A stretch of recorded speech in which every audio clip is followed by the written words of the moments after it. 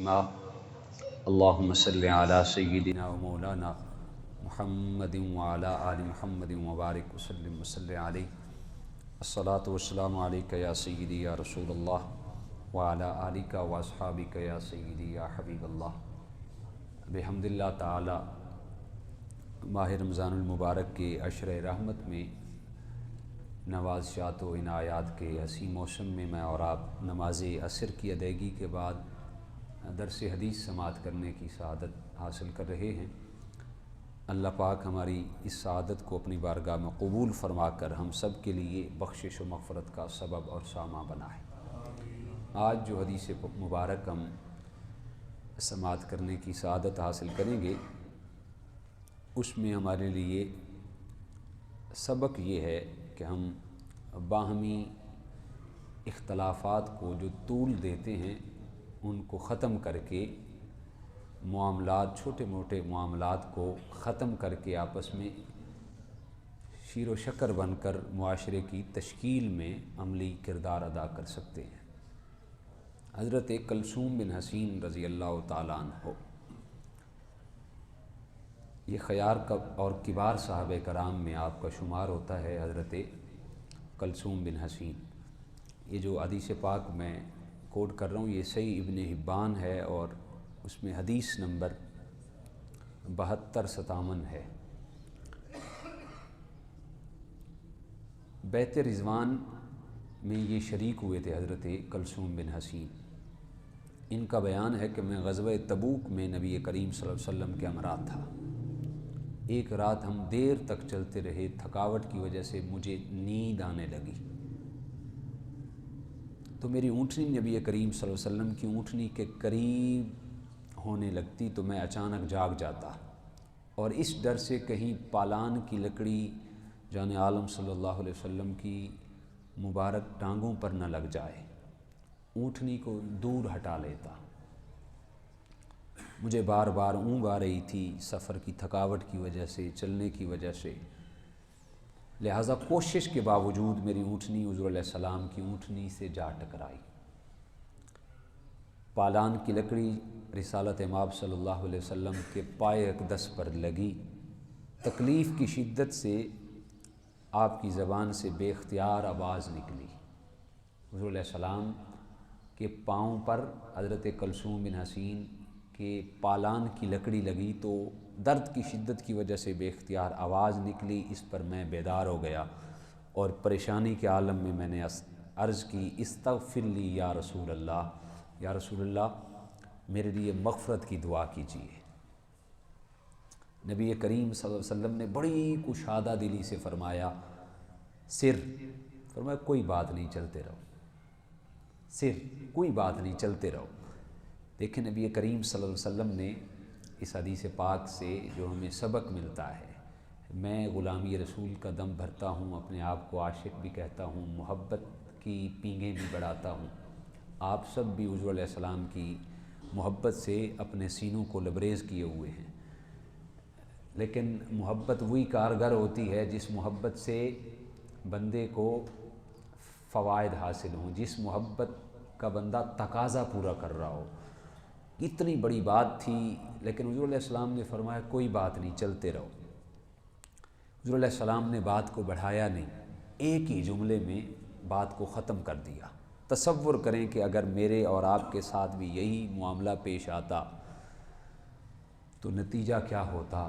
معاملات آپ کے میرے ہم سب کے سامنے ہیں، ہم تو غصے سے لال پیلے ہو جاتے ہیں اور طرح طرح کے تلخ جملے کستے ہیں، اور حتیٰ کہ وہ رشتے جہاں پہ رکھ رکھاؤ ہوتا ہے ہم تو ان کو بھی معاف نہیں کرتے۔ جوابی کارروائی میں ہم پتہ نہیں کہاں سے کہاں آگے چلے جاتے ہیں، اور وہ بات بھی اتنی نہیں ہوتی، لیکن حضور علیہ السلام کا یہ بہترین اسوہ، اس کو ہم اپنا کر اپنے باہمی معاملات، باہمی لڑائی جھگڑے ختم کر کے اپنی زندگی کو بھی سنوار سکتے ہیں اور اپنی آخرت کو بھی سنوار سکتے ہیں۔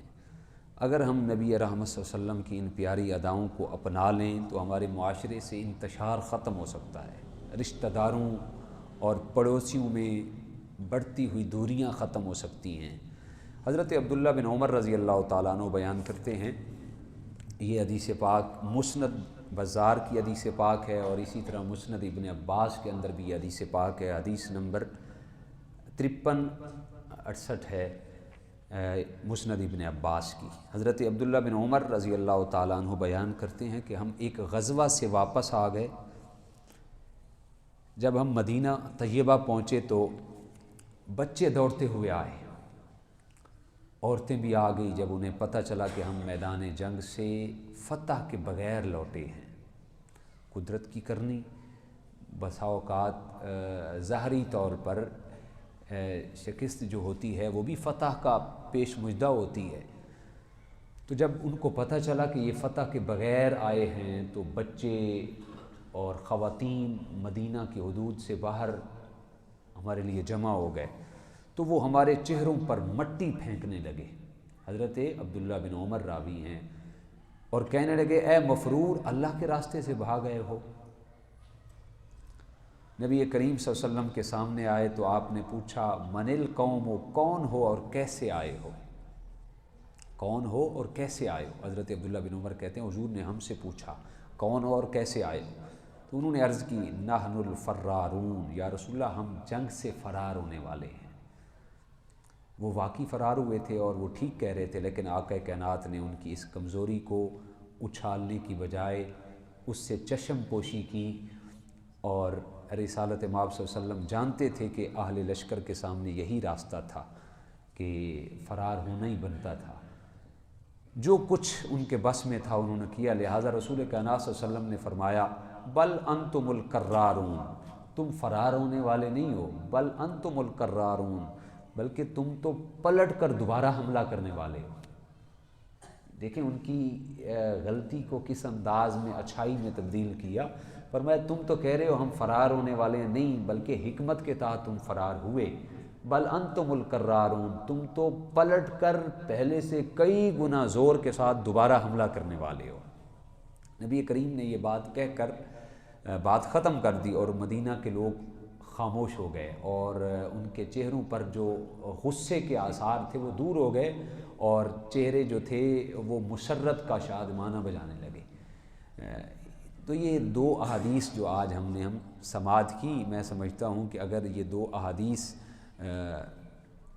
اپنا لیں اپنی زندگی میں، اس کو پریکٹیکلی طور پر ان پہ عمل کر گزریں، تو ہماری زندگی کی بہت ساری تلخیاں جو ہیں وہ حسن میں تبدیل ہو سکتی ہیں، ہماری زندگی کی تلخیاں ختم ہو سکتی ہیں، ہماری زندگی کے ادھیڑ پن جو ہیں وہ ختم ہو سکتے ہیں، اور ہم صحیح معنوں میں حضور رسالت مآب صلی اللہ علیہ وسلم کے لائے ہوئے دین اور فرامین طیبین کے مطابق زندگی گزار سکتے ہیں۔ اللہ ہم سب کو مجھ سمیت توفیقات عمل نصیب فرمائے۔ وآخر دعوانا آمین۔